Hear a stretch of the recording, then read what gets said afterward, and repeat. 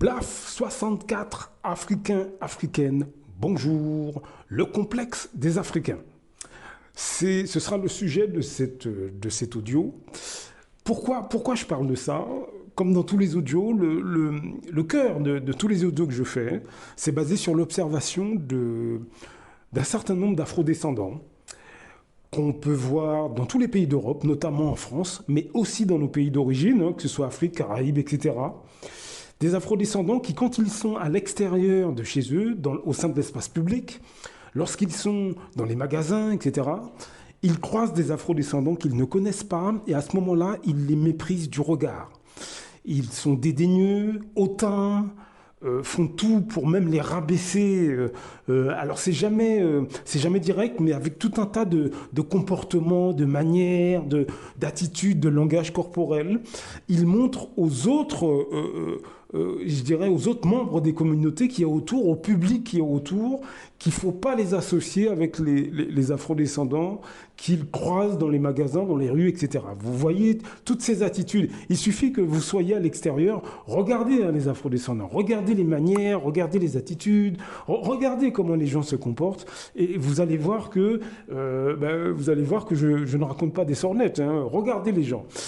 Pendant une vingtaine d'années, j'ai observé ces personnes-là, et j'ai enquêté sur eux, et je me suis rendu compte que ces personnes qui ont du mépris vis-à-vis de leurs semblables quand ils sont à l'extérieur de chez eux, au moment où ils croisent des afrodescendants qu'ils ne connaissent pas, eh bien dans la sphère privée, ces personnes vont beaucoup plus loin. Vis-à-vis des autres communautés, en privé, ces personnes dénigrent le monde noir. Mais rabaissent à un point que vous n'imaginez pas. Ce sont des insultes vis-à-vis des afrodescendants.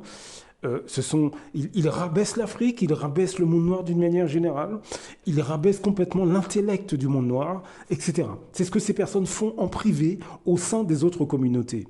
Mais il faut que vous sachiez que les personnes que je suis en train de vous décrire sont aussi parmi vos familles, vos amis, vos voisins, vos collègues. Ce sont des gens avec qui vous mangez tous les jours. Ce sont des gens avec qui vous parlez au téléphone souvent. Vous êtes en vacances avec eux, à Noël, vous mangez avec eux, etc. Ces personnes, dans votre vie privée, au sein de votre cercle privé, sont extrêmement nocives. Tout simplement parce que vous ne vous apercevez pas, vous ne savez pas ce qu'elles font lorsqu'elles ne sont plus devant vous, lorsqu'elles ne sont plus devant des afrodescendants qu'elles connaissent sur un plan personnel. Il faut comprendre que j'ai observé ces personnes pendant des années, j'ai enquêté sur ces personnes. Et une des choses qu'on peut dire, c'est que leur mentalité est très largement décrite par Frantz Fanon dans son livre Peau noire et masque blanc. Mais vous ne le savez pas, vous ne savez pas qu'elles sont comme ça. Ces personnes, en fait, se parlent à elles-mêmes de manière extrêmement négative. Elles se dénigrent elles-mêmes, donc elles dénigrent leurs semblables. Pour combattre ces gens, vous devez travailler sur votre psychologie. Tous les afrodescendants qui sont sensibles à cet audio doivent travailler sur leur psychologie. Je vous mets un petit extrait d'un audio assez intéressant. Écoutez-le, on se parle juste après.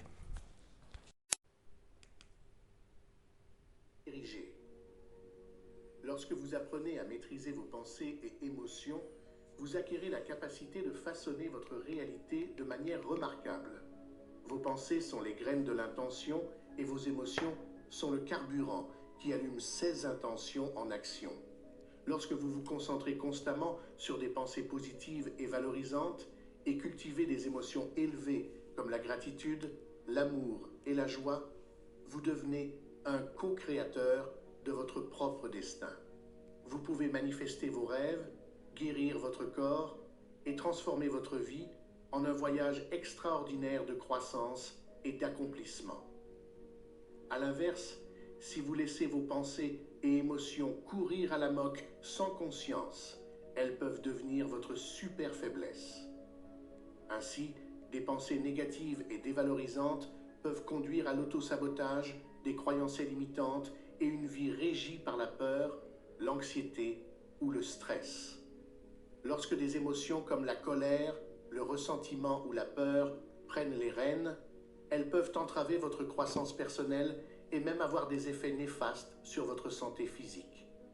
C'est parce que tout dans ce monde est subjectif et dépend de votre propre jugement et perception. Si vous voulez manifester quelque chose, vous devez d'abord vous le donner. La clé est l'autoconscience et l'automaîtrise. En apprenant à observer vos pensées sans jugement et en choisissant consciemment des pensées qui s'alignent avec vos désirs et valeurs, vous débloquez votre superpuissance. Vous pouvez réacquérir votre cerveau, créer de nouvelles voies neuronales et devenir l'architecte de votre réalité. Simultanément, vous devez apprendre à traiter et libérer des émotions négatives, vous permettant d'exploiter leur énergie pour une transformation positive plutôt que de les laisser devenir votre super faiblesse.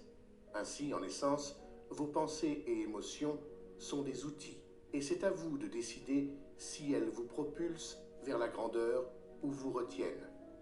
Acceptez votre capacité à façonner votre propre destin et souvenez-vous que vos pensées et émotions sont vos instruments les plus puissants pour créer la vie que vous désirez. L'une des façons les plus courantes dont les gens s'affaiblissent par leurs pensées est à travers un dialogue interne négatif incessant. Ils se critiquent constamment, doutent de leurs capacités et se concentrent sur leurs défauts.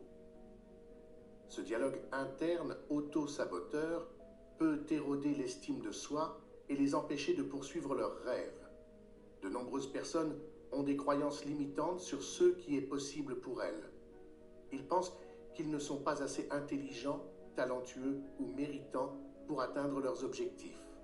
Ces croyances agissent comme des barrières mentales, créant une prophétie auto-réalisatrice qui les maintient coincés dans la médiocrité. Ayez à l'esprit que l'univers répond toujours par oui à votre dialogue interne. Donc, tout ce que vous pensez et croyez sur vous-même et vos pouvoirs sera confirmé par les expériences que vous obtiendrez. Une autre façon courante par laquelle les pensées deviennent une super faiblesse est à travers la rumination et l'inquiétude. Les gens rejouent souvent de manière obsessionnelle les erreurs passées ou s'inquiètent sans fin de l'avenir. Ce bavardage mental constant peut conduire à l'anxiété, au stress et même à des problèmes de santé physique. Certains individus adoptent une mentalité de victime où ils attribuent leurs problèmes et défis à des facteurs externes hors de leur contrôle. Cette mentalité désempuissante les décharge de la responsabilité personnelle et les empêche de prendre des mesures proactives pour améliorer leur vie. L'habitude de se comparer constamment aux autres est un autre piège. Elle engendre la jalousie, l'envie et des sentiments d'insuffisance. Ces pensées peuvent corroder l'estime de soi et entraver la croissance personnelle. Les gens... Vous avez entendu l'extrait? Alors, ça, c'est un outil extraordinaire qu'il faut utiliser tous les jours. Ce sont vos pensées. Vos pensées doivent être positives. Acceptez-vous, aimez-vous, aimez-vous. Vous devez vous aimer. Ne vous laissez pas, je vous assure, ne vous laissez pas manipuler par les afrodescendants que je vous décris. Je souligne vraiment les afrodescendants. Alors, éloignez-vous de toute personne qui ne vous respecte pas, en général. Mais encore plus des afrodescendants qui, au sein de vos familles, parmi vos amis, parmi vos collègues, parmi vos voisins, des gens qui vous sont proches et qui ne vous respectent pas. Je vous assure, les afrodescendants que je décris dans mes audios, je vous assure, ils cassent votre confiance en vous, mais de manière insidieuse. Ne prenez pas à la légère ce que je vous dis. Ne prenez pas à la légère ce que je vous dis. Ils sont cachés au sein de nos familles, parmi nos amis, parmi nos voisins, et avec des petites phrases mesquines, des petits propos méchants, toute une petite attitude de dédain, ces personnes cassent votre confiance en vous. Je vous laisse imaginer les répercussions que ça a à un niveau sociétal, au sein de nos communautés et dans nos pays. Nous avons affaire à des afrodescendants qui n'aiment pas leur identité. Combattez-les en renforçant votre psychologie et poussez les gens sensibles à ces questions à faire de même. De même, vous avez bien entendu, c'est important. Combattez ces gens en renforçant votre psychologie. Il faut que notre psychologie soit au top à tous. Il ne faut pas laisser ces gens casser notre confiance en nous. Est-ce que vous comprenez ce que je veux dire? Réécoutez l'audio que je vous ai mis, l'extrait que je vous ai mis. Faites des recherches sur Internet pour continuer à perfectionner votre techniques pour les idées positives, pour entretenir une bonne estime de soi, etc. Ne perdez pas de temps. Plaf, à très bientôt. Beaucoup d'Africains se lèvent contre des autres Africains. C'est généralement à travers la corruption. L'Europe, l'Occident le sait. La meilleure façon de faire tomber un Africain qui se lève pour les intérêts des Africains, il faut aller corrompre ses amis ou ses compatriotes. C'est comme ça que c'est toujours à cause de l'argent. Celui qui a fait tomber son cara, il a fait beaucoup. C'est parce qu'il voulait être son cara à la place de son cara.